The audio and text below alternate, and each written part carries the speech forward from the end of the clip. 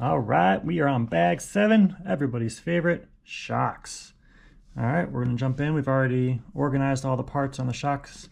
I've already cut out the bottom retainers. And then the last thing I wanna show that I cut out on this tree are these shims here. These work really well as internal shock shims. So if you ever wanna limit your down travel, or I like to use it where I'll put at least a 1 mil, sometimes on the truck even more, but put one of these under the piston, and it allows the piston to ride in a little bit cleaner oil and seems to help with bump handling a little bit. So we'll show you that when we get to that point. For now, let's just start assembling. I like to put these O-rings in these shock collars. That's one of my first things to do. Now it looks like the kit comes with bladder shocks. So if you did want to do emulsion, you would need to buy the optional emulsion shock caps. And then the emulsion caps allow you to do either emulsion or bladder. But for this kit, we have bladder. Bladder do feel better, say on consistency. It's better for like big jumps for sure. The time we use emulsion is really when the track has a lot more pitter-patter, little bumps and such. So then I'm using the ProTech Premier Blue O-ring grease. I just put a little bit of that around the threads and that O-ring.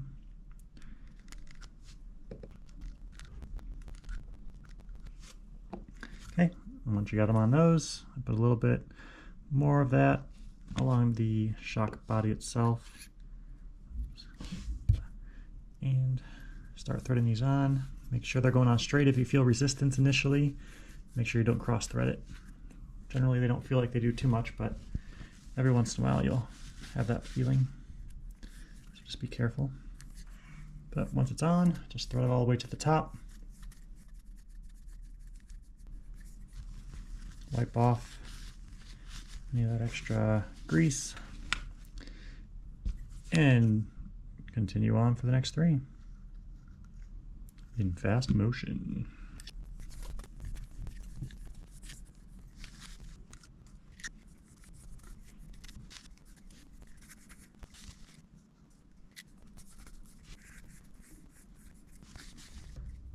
All right, once that joyous part of your job is done, then we can start building the cartridge area. So again, I use the blue grease, kind of fill up the cartridge a little bit. And I'll use say a 1.5 or a 2.0 in here to kind of spread that grease around. Then we lube up one of the O-rings, press it in, one of the white shims, lube it up, press it in, another O-ring,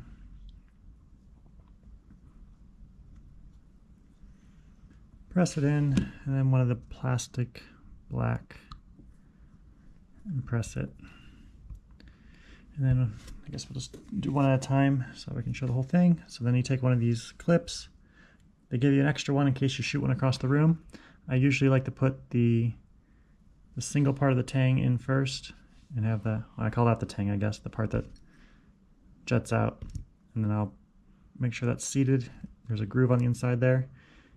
Just kind of press that with my thumb and it goes right in. And I'll use like a 2.0 or 2.5 and kind of press backwards against it. So it spins just a tiny bit, allows me to know and look to see that it's in that groove. And that's it. And again, all 4 shocks. Fast motion.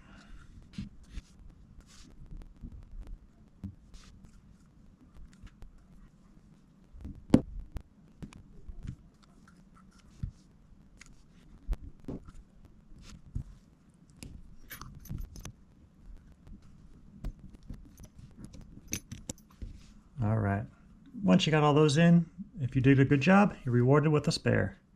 If not, hopefully that spare came in handy and you were able to use it. All right, next we're gonna throw on the shock shafts. So I'd like to put the eyelet on. You can do it either way. we'll go the other way. We'll put the piston on first. So the black ones are our 1.3 by 8 hole. Put the little metal shim on first, then the piston. I usually put the taper side down, and then the nut. Now the angled holes, again, I think this is a little bit more of a European preference. It'll keep your car flatter. It'll slow down the reaction of everything, because what's technically happening is you're thickening the size of the piston by having an angled hole. So even though the piston's only this thick, by having an angled hole, it makes that hole longer, so it's like the same as having a thicker piston. It creates more pack. So I haven't had great success with these yet in the US, but I haven't tested with them much in quite a while. But I know in Europe they run them quite often. So definitely worth trying. I definitely need to try them again, see if I can build a setup on them a little bit more. But especially if you're on a smoother track, or it's really hot out or higher bite, it definitely could be a good option. Keep the car flatter, or if you just have jumps where it's really easy to overshoot them, you know, possibly using these can keep the car lower. It won't jump quite as high. Make the car jump faster. So this, I just kind of snug it up. I do it to where I can still make the piston spin. It's not free, but I can turn it. That's about how tight I'll tighten these. Okay. So once those are all built, you start to put it into the shocks. So, but I want to use that shim that I told you about. So put that 1mm shim on all these. So that's just gonna give a little bit more of a gap from the bottom of the case. When it sits down there, it's gonna give a little bit more of a gap, so it'll have clean oil down below it. And that just seems to be helping with bump handling a little bit. So worth trying. So do that. And then since we're gonna pass through those O-rings again, I like to put some more of that grease on the shaft, and especially on the threads here. And then push it down through. Come out the other side, and you have extra. Use that for the next one.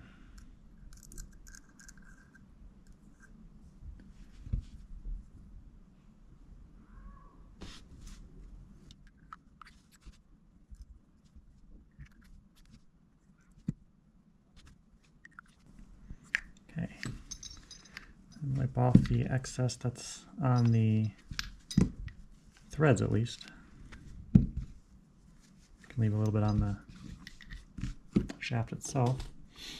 Then we'll do, it's good to have the boots on, and then this eyelet basically goes just past the threads. So when I'm checking the boot length, I basically want the boot to go just before the eyelet hole.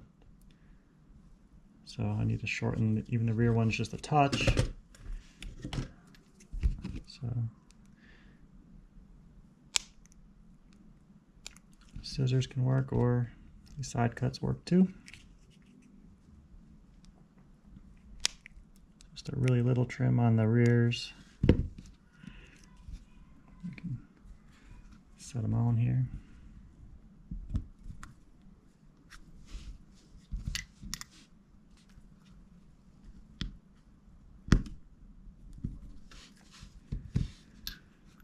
And the fronts,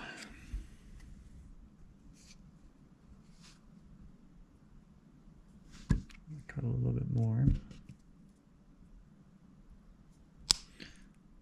Just remember to err on the side of caution. Don't cut too much. You can always cut more. Can't add it back. Just like you're getting a haircut.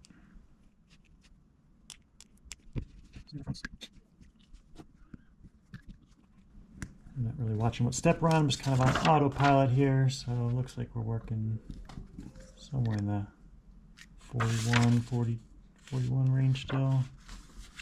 Actually, they have it building this without the boot yet. They put the boot on later, which you can do. So let's put our bladders into the caps. Yeah, if you put the boot on later, just make sure to put some shock oil over the eyelet, and it'll slide on a lot easier.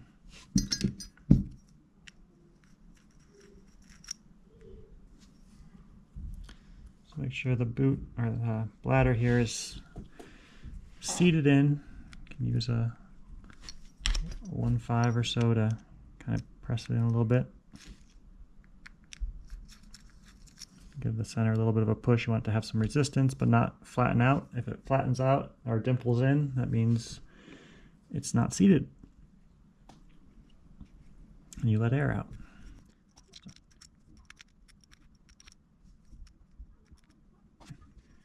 Next thing we'll do is put the eyelets on, the shock rod ends, shock shaft ends.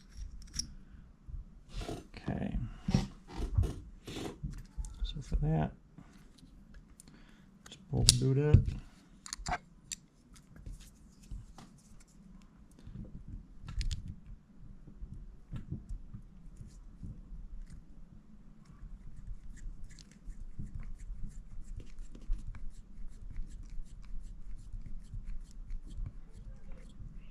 I kind of do it right where I feel it's snug. I'll leave it there. And I'll do a measurement in a moment. And I guess that is one positive of not doing the boots first, is you can a little bit easier get that measurement, but it still works the way I'm showing you.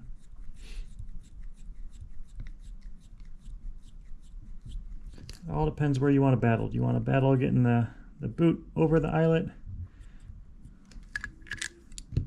or make that part easier and battle measuring or it's not one way to do everything, guys. We got options. And I'm never going to say anything that I do is the best way. Works for me. I've had success with it. Could definitely learn better ways in the future. Not opposed to that.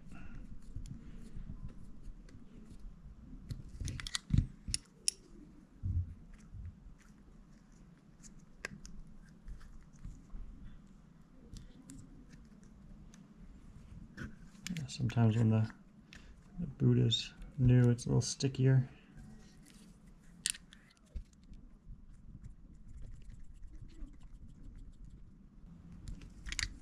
Okay, and then measurement wise, measure from basically the bottom of the cartridge area to that shaft, 41.5.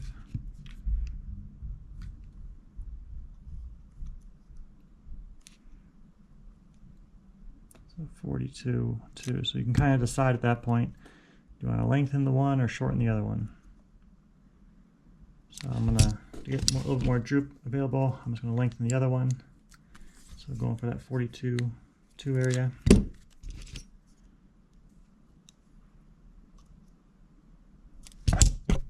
Ooh, sorry. Timber. It's hard working around the camera.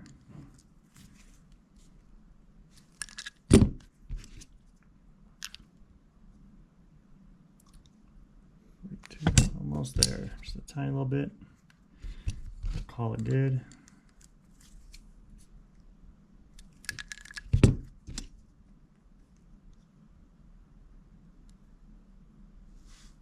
right about 42.2. One more check. That's actually closer to 42.3, huh? Touch more, touch more.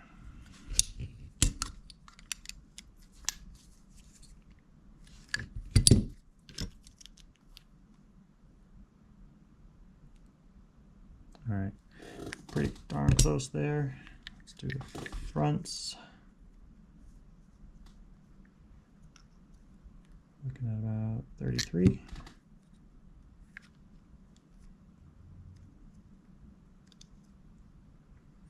.2. So we'll again go for the longer one.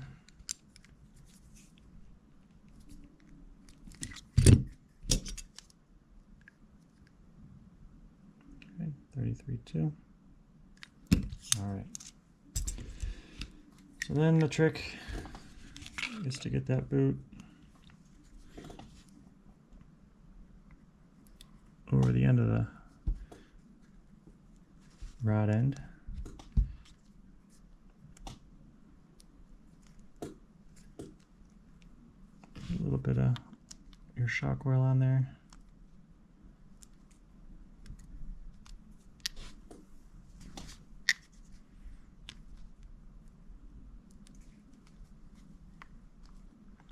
Yeah, so either way, I'm gonna have this little bit of a battle.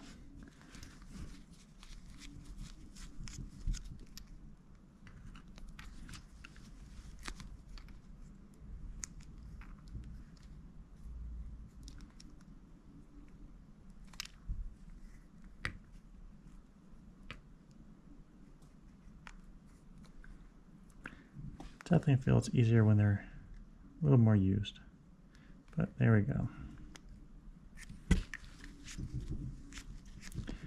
Got it on there now. Okay, then we'll fill this one up. So what I do for filling it, I'll push it up about a third to halfway. Start to fill it. As it gets closer to the top, start pulling the shaft down. And it's fully down, filled up the rest of the way. And I'll work it one time. Generally there's one big bubble there underneath. Pull the way down. Let it sit for a little while. Alright, I'm going to try a different way this time. We'll see if this one works better. Put a little bit of O-ring grease here. Get the end of the shaft working on that. And then the outer part of the shaft is a little bit drier. I can grip onto it better.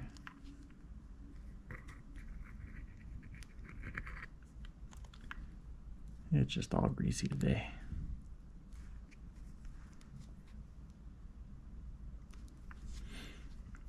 Alright, feel free guys to follow the directions on this one and do the boot last. Okay, so again, push it up, fill it up, start to pull it down slowly, keep filling, slowly press up, pull down, let it sit. There we go.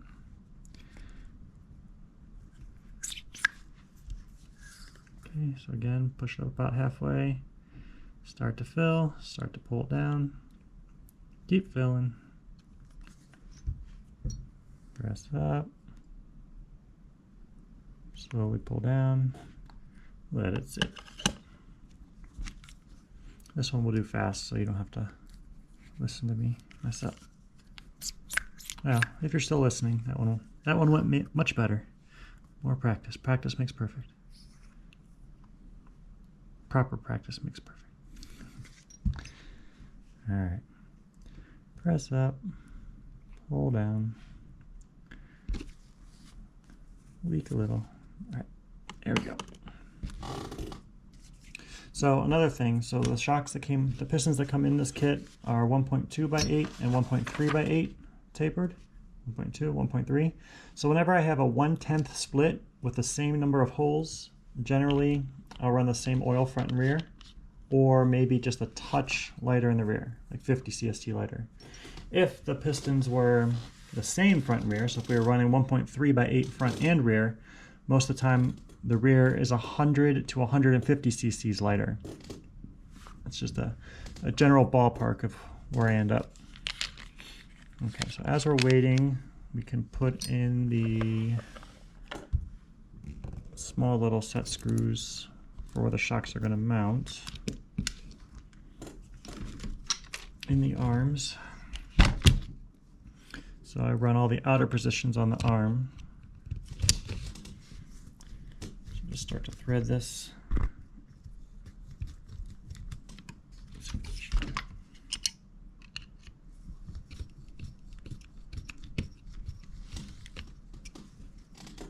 Into all the outer positions.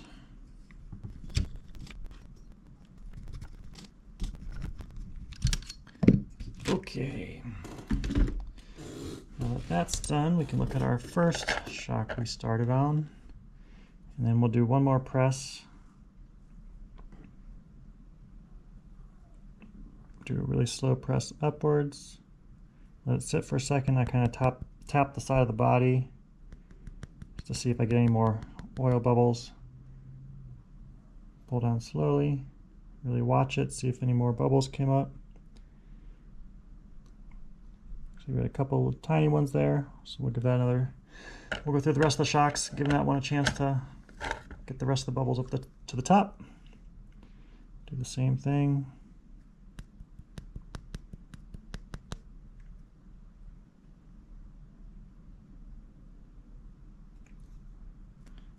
Just a couple really small ones.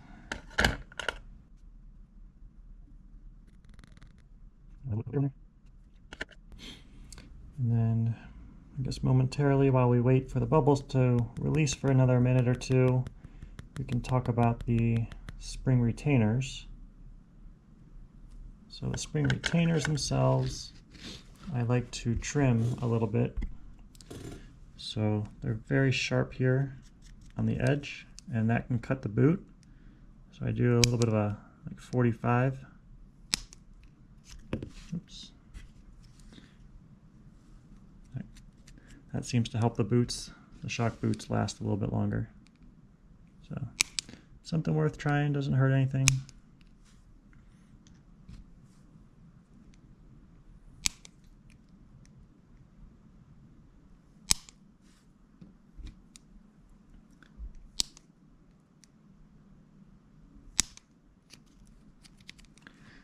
All right, and then regarding the springs, so these are the new 1.6 diameter coil springs. Front, I think it's a good choice, the black ones. The rear black ones might be a little stiff for the e-buggy, but some people run like the full size packs. If you run a full size pack, I definitely think this is the way to go.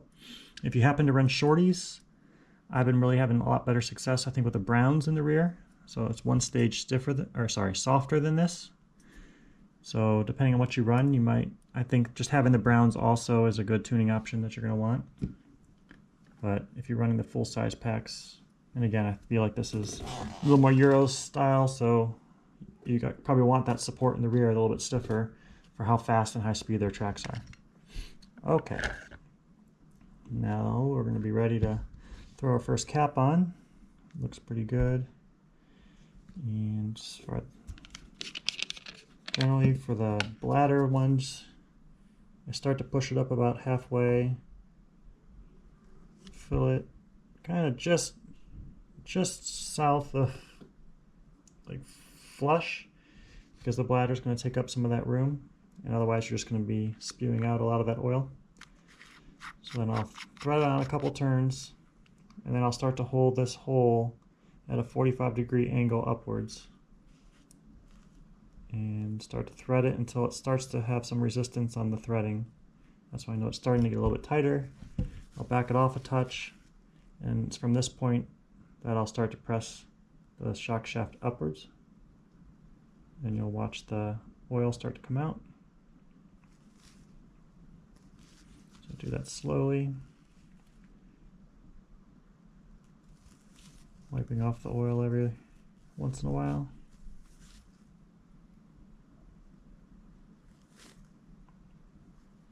I'll even work it backwards just a touch, just to make sure the oil's not being held up by anything. Alright, then once it really starts to slow down, I'll start to hold the shaft in while starting to turn the body, but still trying to keep that hole up at the 45-degree angle. And then continue just to keep tightening it as I'm holding it fully compressed.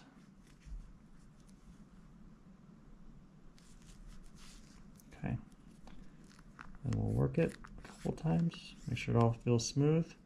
This is building it pretty much dead. I mean, this rebound right here is basically because of the shock boot itself. So no oil's coming out, so I know the bladder was sealed well. And for that, we can finish by putting the ball into the eyelet. Again, look for the side that has little markings on it. That's the side to press in from. And again, sometimes these are a little bit tight, so if you need to, a quick pinch.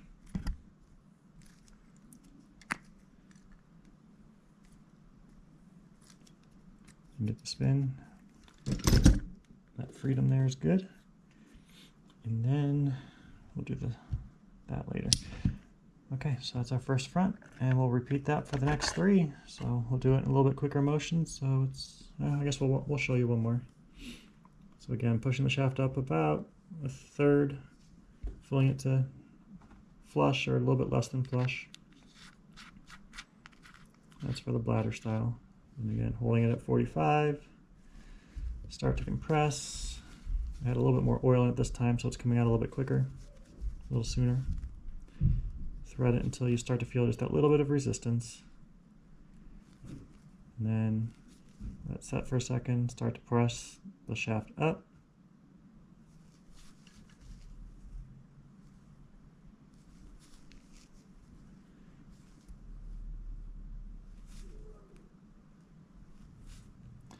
Fully compress the shock shaft.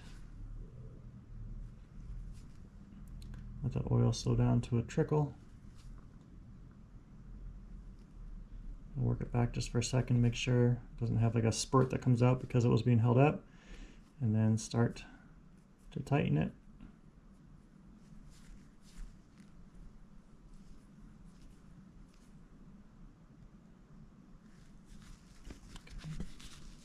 Wipe it off, work it a couple times, make sure no oil's coming out.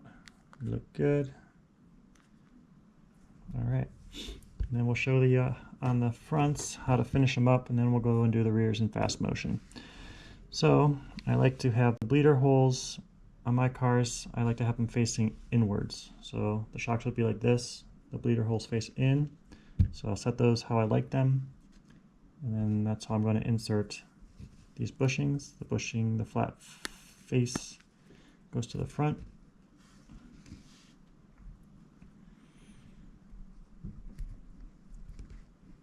And then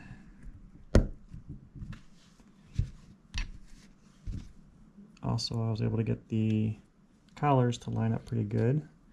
So we'll do a half turn to get it to line up to the front. So it's going to be opposite, but I just have to know when I turn it the same amount every time. And I know like the front's going to have about 5 turns of compression here. So 1, 2, 3, 4, 5. And 1, 2, 3, 4.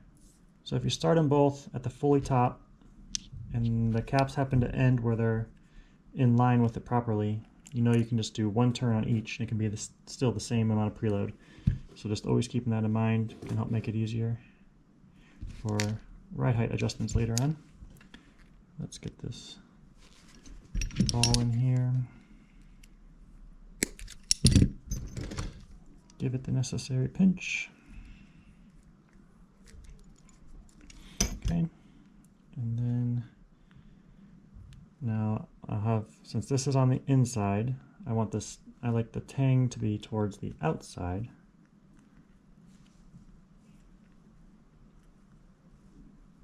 For how the shock retainer sits into the arm.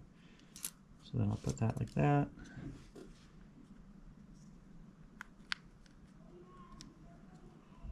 Goes just like that. And there's the shock. So same thing, hole on the one side, tang on the opposite side.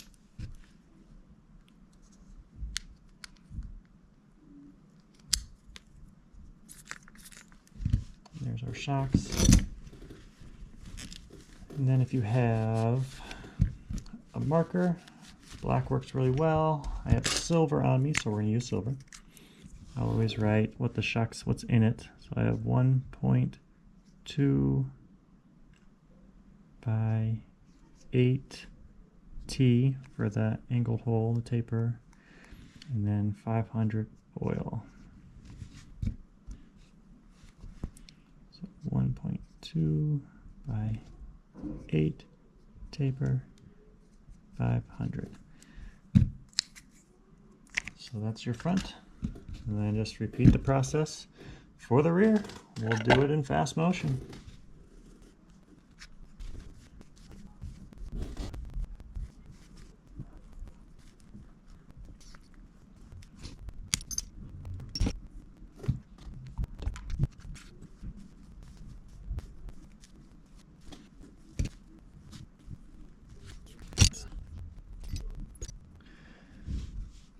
Yeah, so we'll rejoin you really quick. Again, having the 2 dots towards the inside. So we'll replace these upper shock bushings in.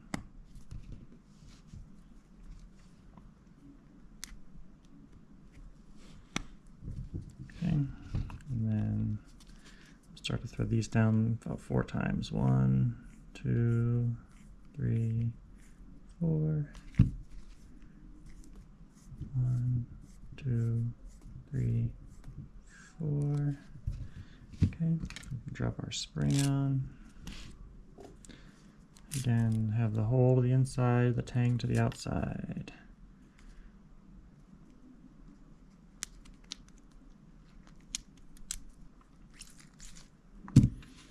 Now just feeling these shocks. They're probably okay at this. I'm in room temperature, 70, 75 degrees. They're probably okay for that temperature.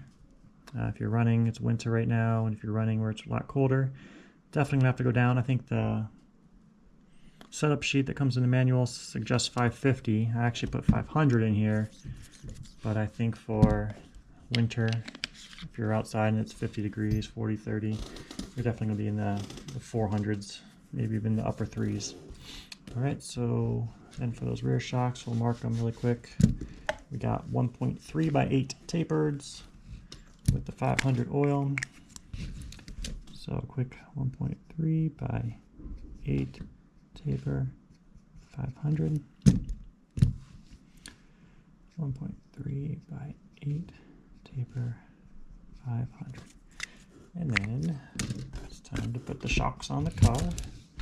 So that's the parts we got left. We got the nuts and the bolts here. There's not much room for myself.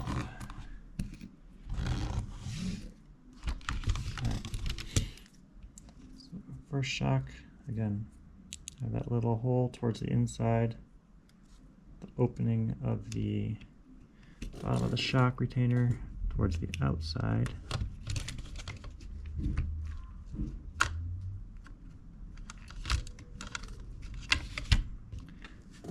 Put in the lower pin first usually. That'll give me a quick baseline at least for droop setting, which I'll demonstrate in a moment, just to know if it's even close. I have the lower one in, and I try to just slide it on, and like right now it's not even reaching, so I need to take away or add some of that droop. Tighten the screw up to where it just slides on. It's kind of like my base starting point for the rear. And we'll do measurements, but that's just to get both sides close for a starting point. To where it just slides on. And there's just a tiny bit of tension on it, so it's not hanging on the shock. So once those are on, put the nut on there.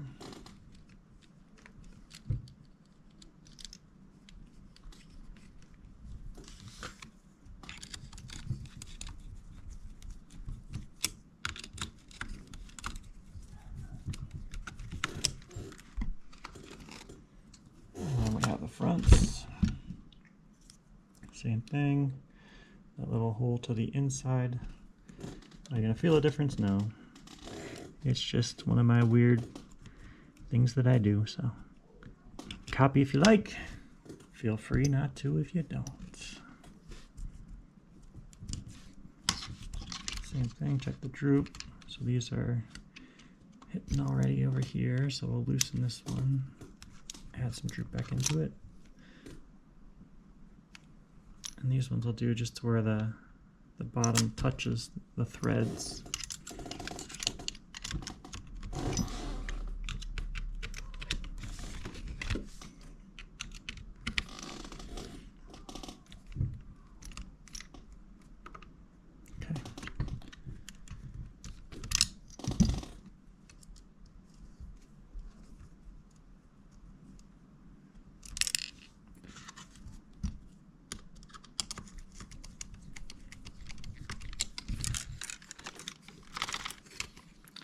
And my arm swallowed it up. No.